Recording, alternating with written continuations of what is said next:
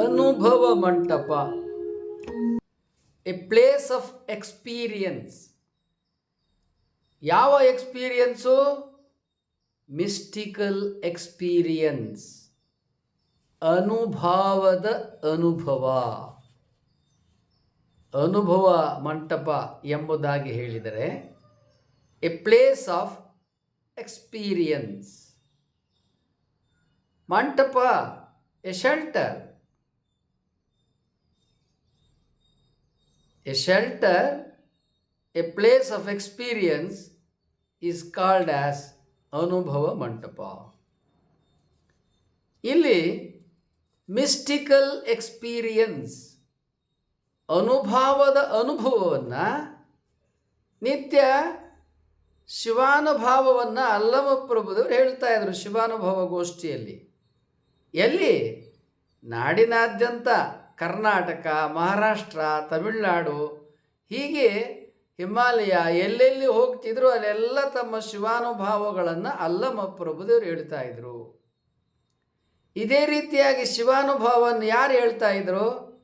ಅಕ್ಕ ಮಹಾದೇವಿಯವರು ಹೇಳ್ತಾ ಇದ್ರು. ಮಿಸ್ಟಿಕಲ್ ಎಕ್ಸ್ಪೀರಿಯನ್ಸ್ ಯಾರ್ದು?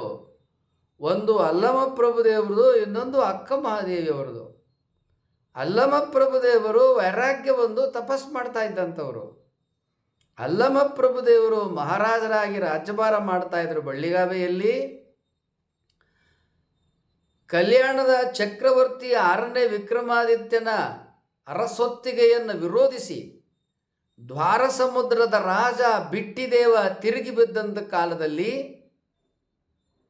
ಚಕ್ರವರ್ತಿ 6ನೇ ವಿಕ್ರಮಾದಿತ್ಯ ತನ್ನ ಮಹಾದಂಡನಾಯಕರುಗಳಿಗೆ, ಸಾಮಂತರಾಜರಿಗೆ, ಮನ್ನೆಯರಿಗೆ ಹೋಗಿ ಆ ದ್ವಾರ ಸಮುದ್ರದ ರಾಜ ಬಿಟ್ಟಿದೇವನನ್ನು ಹೆಡೆಮರಿಗೆ ಕಟ್ಟಿ ಎಳ್ಕೊಂಬನ್ನಿ ಅಂತ ಆಜ್ಞೆ ಮಾಡ್ತಾನೆ. ಆಗ ಕರ್ನಾಟಕದ ಸಾಮ್ರಾಜ್ಯದ ಎಲ್ಲ ದಂಡನಾಯಕರು,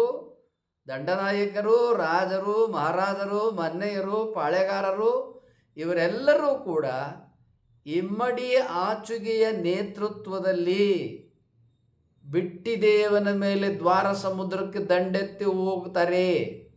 ಅವನು ಪಲಾಯನ ಮಾಡಿ, ಸೋತು ಪಲಾಯನ ಮಾಡಿ ಚನ್ನರಾಯಪಟ್ಟಣದ ಗುಡ್ಡದೊಳಗೆ ಓಡಿ ಹೋಗ್ತಾನೆ.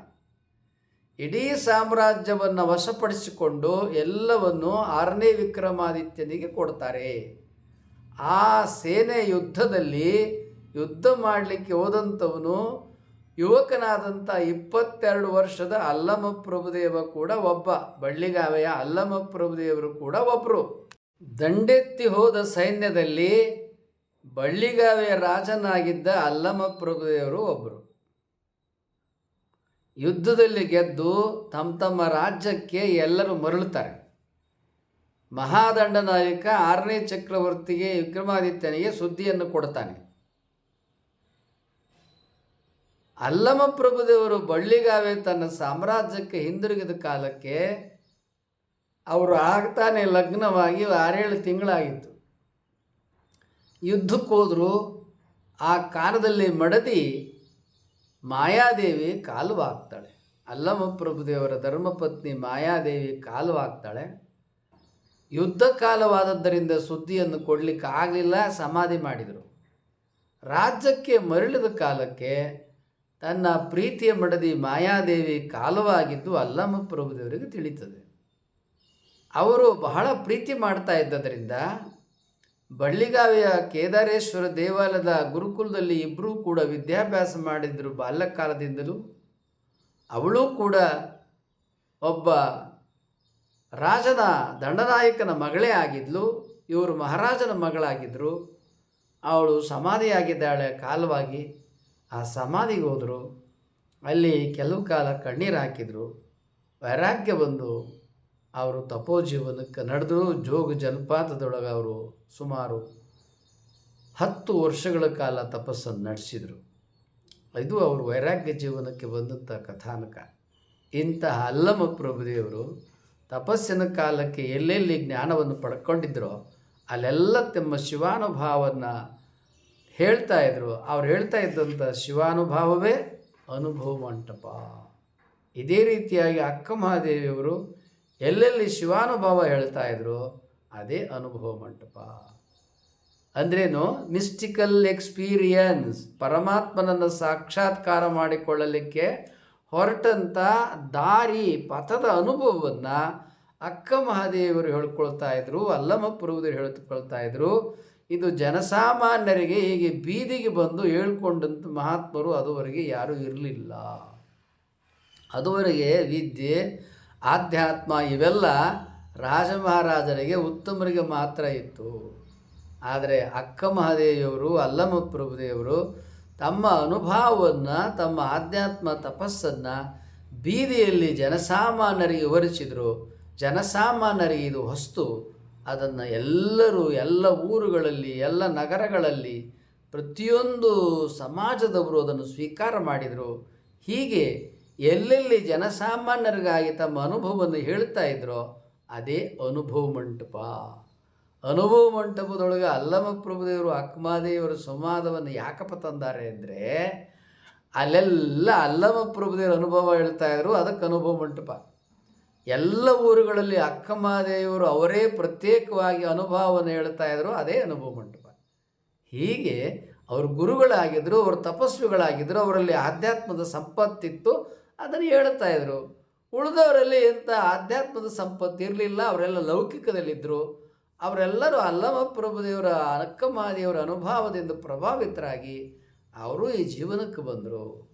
ಎಂಥ ದಾರಿಯಲ್ಲಿ ಈ ಹಿಂದೆ ಚಕ್ರವರ್ತಿಯ ಪ್ರಧಾನಮಂತ್ರಿ ಆಗಿದ್ದಂಥ ಭಕ್ತಿ ಭಂಡಾರಿ, 6ನೇ ವಿಕ್ರಮಾದಿತ್ಯನ ಪ್ರಧಾನಮಂತ್ರಿ ಕೊಂಡಗುಳಿ ಕೇಶಿರಾಜರು ಓಂ ನಮಃ ಶಿವಾಯ ಕಂದಗಳಲ್ಲಿ ತಮ್ಮ ಅನುಭವವನ್ನು ಅವರು ಅಭಿವ್ಯಕ್ತಿ ಮಾಡಿದ್ದಾರೆ. ಅದೇ ರೀತಿಯಾಗಿ ಶಿವಾನುಭಾವಿ ದಾಸ್ಯಮ್ಮನವರು ಪ್ರಕಟ ಮಾಡಿದ್ದಾರೆ.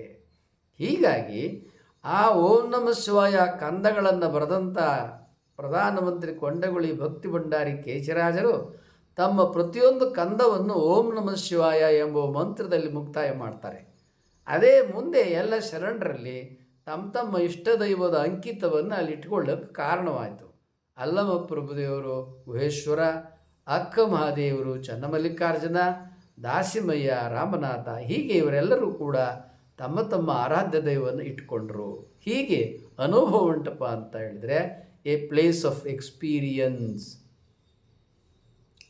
A place of mystical shelter. ಅದು ಅನುಭವವನ್ನು ಅಭಿವ್ಯಕ್ತಿ ಮಾಡ್ತಾ ಇದ್ದಂಥ ಒಂದು ವೇದಿಕೆ. ಅದು ಅಲ್ಲಮಪ್ರಭುದೇವರು ಎಲ್ಲೆಲ್ಲಿ ಪ್ರವಚನ ಮಾಡ್ತಾ ಇದ್ರು, ಶಿವಾನುಭವ ಹೇಳ್ತಾ ಇದ್ರು, ಅದೇ ಅನುಭವ ಮಂಟಪ.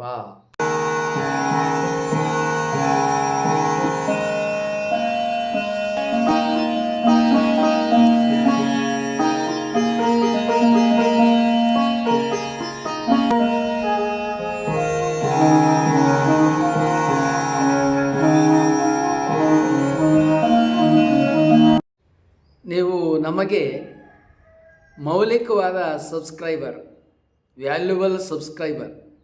ನೀವಾಗಲೇ ಸಬ್ಸ್ಕ್ರೈಬ್ ಮಾಡಿರ್ಬೋದು. ಮಾಡಿಲ್ಲದೆ ಹೋದರೆ ಸಬ್ಸ್ಕ್ರೈಬ್ ಮಾಡಿ, ಲೈಕ್ ಮಾಡಿ. ಅಲ್ಲಿ ಬೆಲ್ ಬಟನ್ ಬರುತ್ತೆ, ಬೆಲ್ ಬಟನನ್ನು ಒತ್ತಿ. ನಿಮ್ಮ ವಾಟ್ಸಪ್ಪಲ್ಲಿ ಅನೇಕರ ನಂಬರ್ಗಳಿರುತ್ತೆ. ಕನಿಷ್ಠ 10 ಜನಕ್ಕೆ ಈ ವಿಡಿಯೋಗಳನ್ನು ನೀವು ಕಳುಹಿಸಿ.